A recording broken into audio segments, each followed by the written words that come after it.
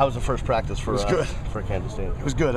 Again, we're doing two things on Monday. One is trying to correct our mistakes, and that could be position or unit, and then also move on to Kansas State. So we got to get a little base in. Just helmets today, nothing too long. Keep our conditioning going, and we'll move even more in depth tomorrow. With it being a night game and all that, was there any kind of lag or hangover or anything, or did they come out kind of bright-eyed, bushy-tailed? No, I think they're ready to go. Again, we're not gonna change, and we lost the first game together as a team. We won the second game together as a team and as a staff.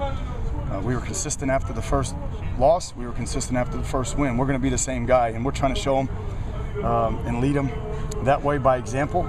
And so hopefully they'll follow our lead and just continue to just follow the process every day. Did you see a change in attitude from after the loss to after? To be honest with you, no. I think we prepared really well for that game. We had too many things to overcome, in the first game. But I think we prepared well. We had good focus. We did a lot of things good. The things that we did poorly were too much to overcome, coupled with some guys that were missing. So I think that part of it's stayed intact. And so I don't really see a difference today.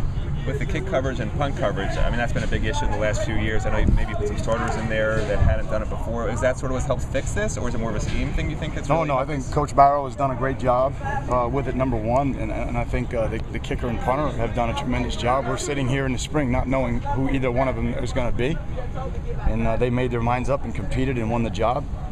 We got to do a little bit better job with the punt returns. Looking at the film, I think it's fair to say we caught too many. But also give their punter credit. I thought their punter did a good job, really did. And again, I think both teams had good special teams in the game when you look at it from a coverage unit and field goals and things of that nature. I just want to ask you about Ojimo. I guess he's now the sole first team guy. Was a the last depth chart. What has he done to step up? Yeah, I don't know if it's changed. I mean, he earned the starting job last week, but I don't know if it's changed in terms of them competing for a job. I think they're competing for a job. They pretty much went 50-50 in the game. So. Again, whoever practices the best is going to start the game. Whoever plays the best is going to finish the game. It's just that simple. Your initial impression of Kansas State, K-State, what they bring? I mean, it's an honor to coach against Coach Snyder. I mean, you just have to look at them. They're number one defense in the country. They don't beat themselves. They're always well coached, fundamentally sound. You can just see it just by the way they play defense, physical, run to the ball, tackle well. Again, today was more, this is where they're lining up, and then tonight and tomorrow is going to be more, okay, this is where he's lining up, and this guy's really good. I can tell you right now, their defensive tackles as good as anybody we saw last week, if not better. They got a really good defensive tackle. And their quarterback obviously presents challenges with his feet. Yeah, yep. Talk about that with your team. It's obviously something different than. Yeah, again, we're just starting off, so today was more about schemes than personnel, but clearly for those of us that watched them play, I mean, the kid can run the ball. And can make people miss and runs the option really well, so we expect quite a challenge from him. I think we already asked about this, but if you can sort of elaborate, their first two games obviously weren't against a class of team like Miami. Can you glean enough off of there to really know what to expect, or do you have to sort of expect the unexpected? No, I just look at who they are and their personnel and how they play. I don't really look at the opponent. Again. The way we played in Game 2 was different than the way we played in Game 1. And I think certainly the way they played from Game 1 to Game 2 was different. They had a lot of practice time as we did, and so I'm not really worried about their opponents. I got enough to worry about. I'm just worried about them and what they do and what they're trying to execute in their personnel. Your thoughts on Arthur Brown as a player for them? He's obviously a key and big tackler for them. Doing a good job, a couple plays we were watching last night on tape, from this year, and just he's doing a good job for them. He's wearing number 4. He's in the bubble a lot.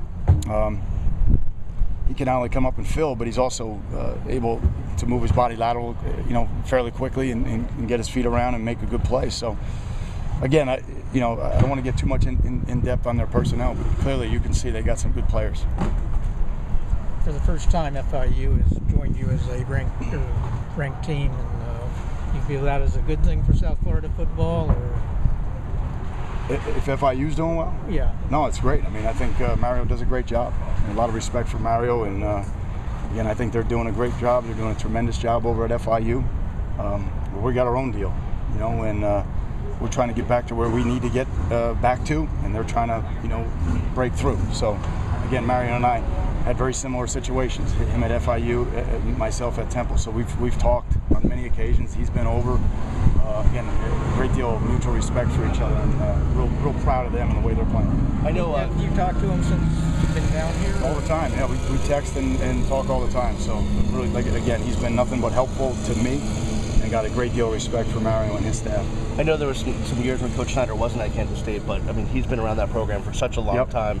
Do you admire those coaches that are kind of those program builders? Well, that guy, he knows it, because I told him personally last year at the National Football Foundation. I read every book that he ever was involved in, every article, because we had the same task at Temple. You know, we were the worst team in college football when we took over. 120 out of 120, well, 119 at that time, out of 119. So, again, you got to look to those that come before you, the pioneers, and try to learn from them.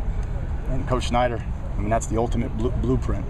Just a fabulous coach, and he's always great at getting his players in the right position, and you can see that right now on his team, where he's got everybody situated, and he gets the most out of them. So it's going to be quite a challenge for us.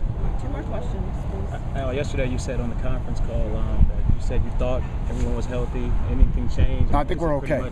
Yeah, I think we're okay. And again, I'm hoping to get to the point now where we start getting people back, Shayon and Chantrell and some of the other guys. So we'll see. I mean, it'd be nice to start to get healthy and maintain our health right now in our team.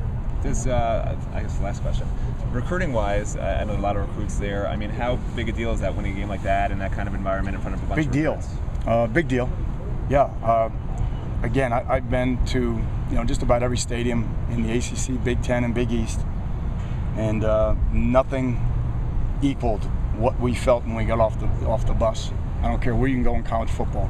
If you were there when we got off the bus Saturday, that was an incredible experience for our young people, and a great representation of our fans in the University of Miami. That was just tremendous. And again, I can't thank those fans enough, what it meant to our team, and then the energy that they provided for us on game day. And I hope our players played the way they want Miami Hurricanes to play.